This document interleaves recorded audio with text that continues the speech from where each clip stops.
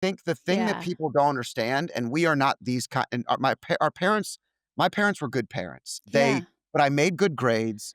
I had a job. I did all the right things. They had, as long as I did those things, I had complete freedom.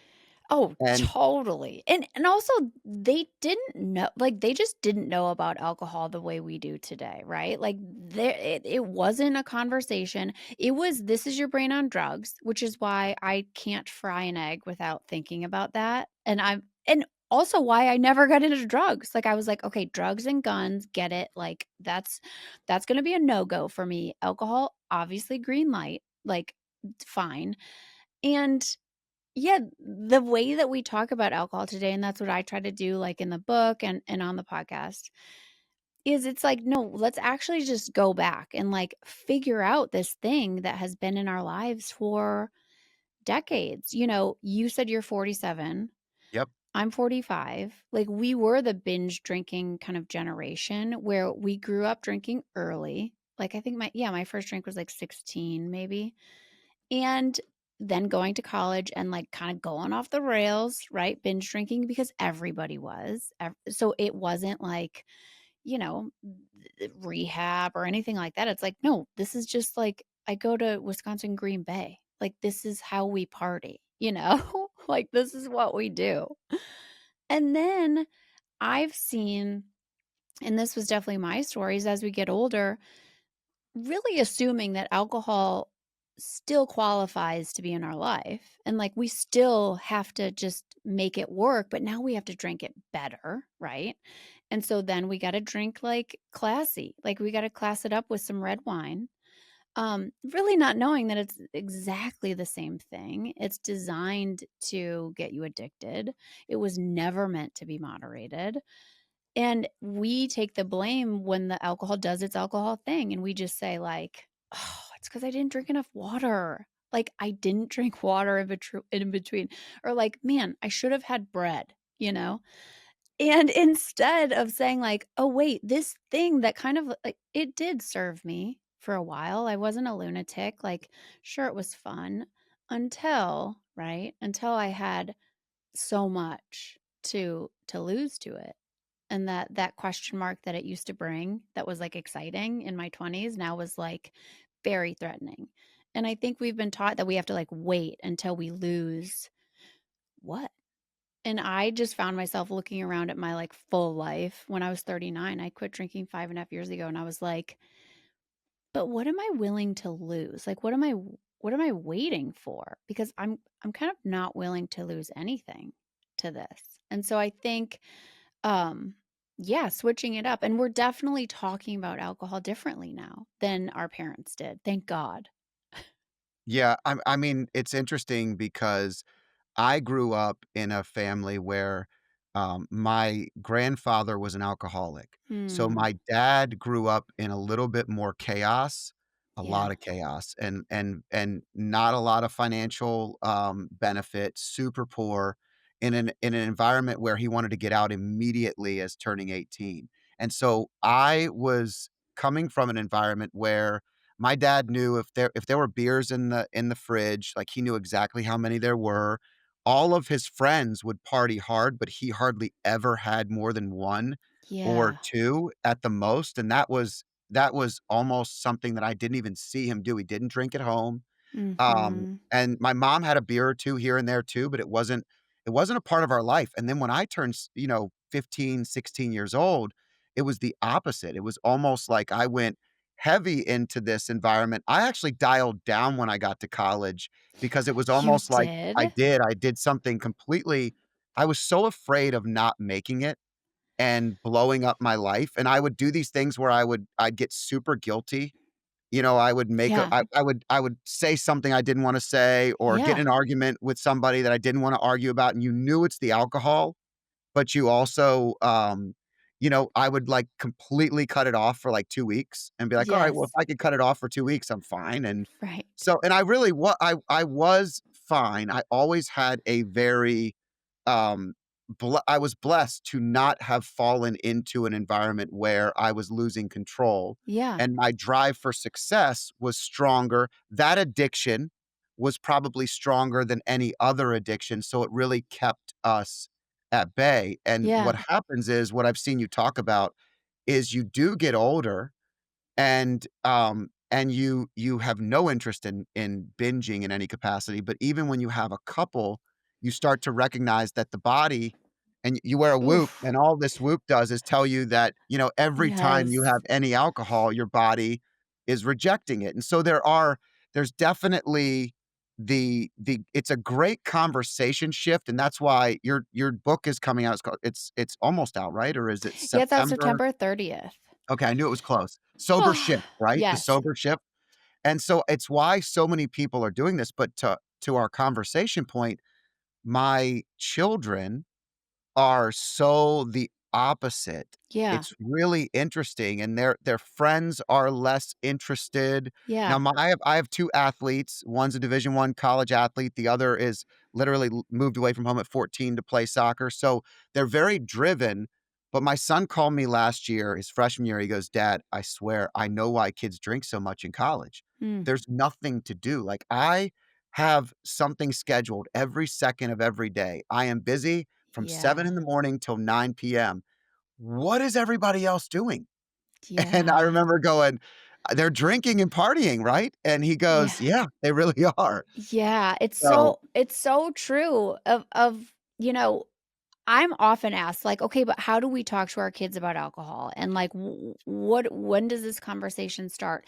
And it is more, kids, it's not so much what we say, it's what we do, right? And like, I can't hear what you're saying because what you're doing is so loud.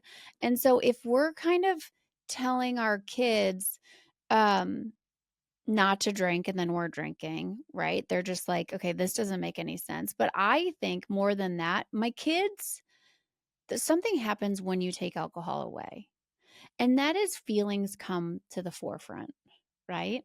And we allow ourselves to feel feelings, and one of those feelings is boredom, right? And so being able, I think it's a skill that, I mean, I'm trying, and screens get in there too, and that's like that's a whole other conversation. But I want my kids to be bored. I think being bored is like the pathway to creativity. We don't create anything when we're just like, constantly consuming. We have a rule in our house like you can be on the screen as long as you want, as long as you're creating and not consuming.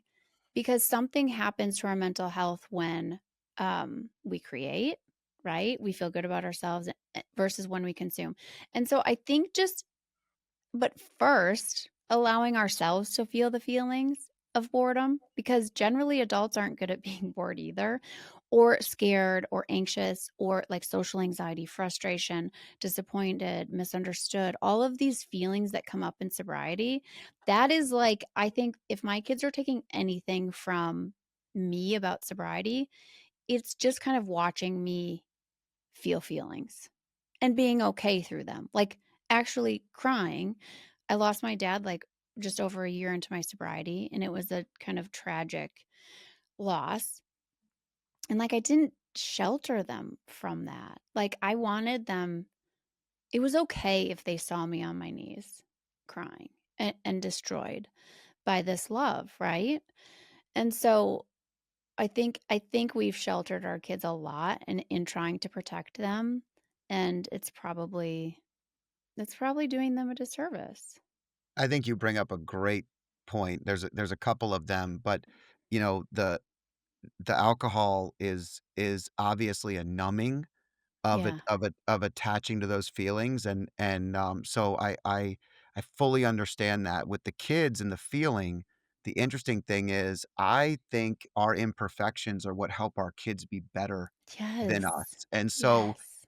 I all that sometimes my son will say, "Dad, why did you react like that?" And I'll say, "You know what? I'm not proud that I reacted that way, but Yes. the reality is, like, I'm not gonna do that when I'm that age or whatever," and I'm like, "Okay, well, I hope you don't, because Yeah. I'm imperfect, and every once in a while, these are the things that pop out, and, Yes. or I'm passionate about something, or you don't understand what's really behind that concern, But I still remember watching my dad. I never saw my dad upset, but Mm, when his mom's only sister passed away, I remember seeing my dad have tears come down his eyes. I mean, I had never seen that. mm, And then I remember, maybe one other time when his mom died, and when you see those things, it humanizes your yeah, parents because it also that helps you connect to them. yeah, If they are superheroes that you can never attain, yeah. then you actually feel empty and lost and worse.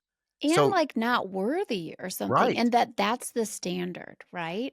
Like, if you're perfect, I have to be perfect, and what's wrong with me that I'm not perfect because no one is.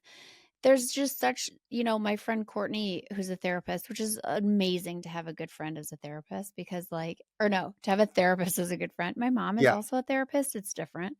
Um, but, it's like a constant cycle of rupture and repair, right? And, like, allowing your kids to see you struggle and then figure it out and then rise.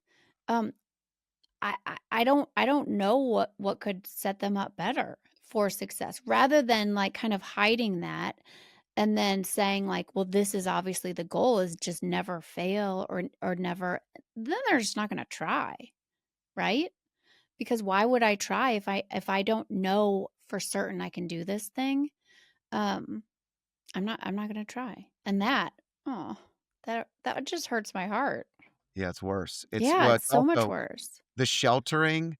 I Yeah. think this is a major that I think that a lot of the parents from our generation, waited to have children, first Yeah. of all, and Mhm. so they're more mature, and, I did not. So mine came out, and they got all the good stuff and the bad stuff and Yep. the early, like, figuring it out stuff, and, in some ways, it really worked, and in others, there's things that we could have done better.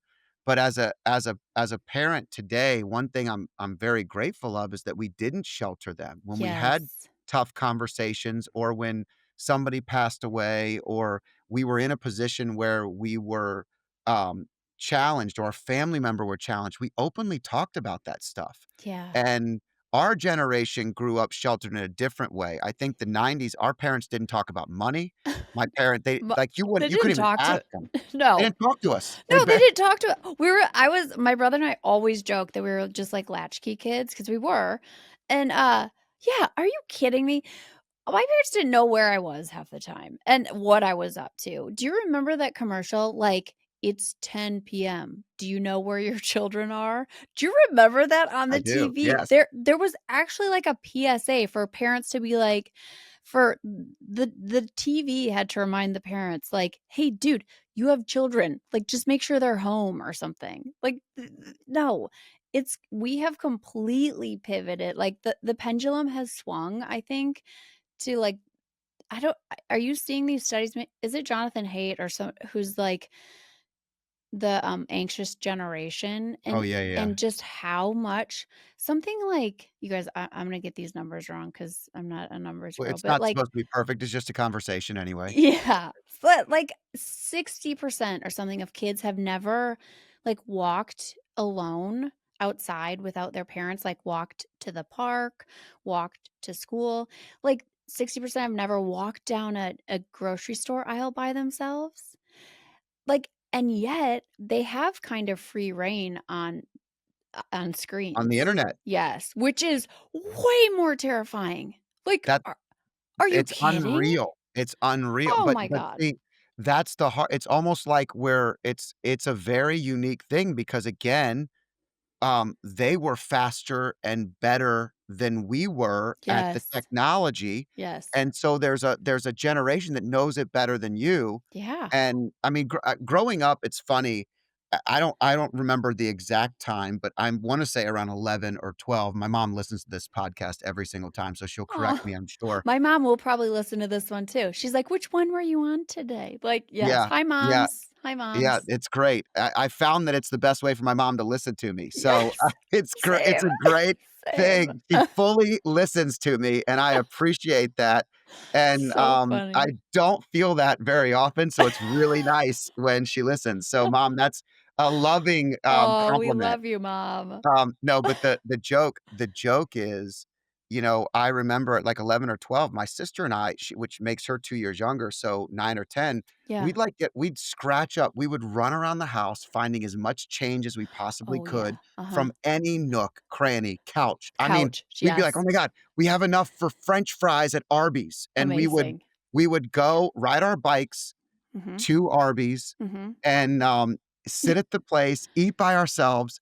Like, could Yeah. you imagine 2 11 and 9-year-old kids sitting in an Arby's today by themselves? How many people would call social services? Right? No, it's insane. I let my kids I'm like, "Go." Like, just, like, go. Oh, I used to my brother and I would yeah, around the same ages, like, probably 8 and 10, 9 and 11, we would go, ride our bikes to the gas station and get those cigarettes that were gum, but, Yeah, yeah, that yeah. and then they puffed You at just the held them. You end. just held Yeah. them in your hand the whole time and Totally. rode your Oh, bike. we're roading yeah, no one called. They were like, "Hey, those kids look like they're having fun smoking cigarettes on their bikes," Like, no one cared. The ice cream man used to sell fake cigarettes. You would go to the ice cream man, and he'd be like, "Yeah, I'll take a pack of Marlboro, and then I'll also get Of an the ice cream sandwich." Like, remember That's this? yes. It was Yes! the whole world shifted, and Oh, I think that to some extent, there is a great happy median in between that, yeah. and so, I'm grateful, all jokes aside, like, I'm so grateful that I had great parents who loved Yeah. me and who provided me the guidance in the timeline that it was the right time. Like, we can look at a lot of things in history, and we can go back and we could say, "I can't believe people did that," but I Yeah. like to look at it and say, "We are where we are because they were just like us doing the best job they could possibly Totally. do at the time, And and, human, um, right? and we're winning because of it." I mean, if anybody has clout, our parents can literally be like, "Hey, check my kid out. Check Okay. check check Suzanne out. She's Yes. crushing it." If you like clips like this, I have a similar clip here, and if you want to watch the full video, click here.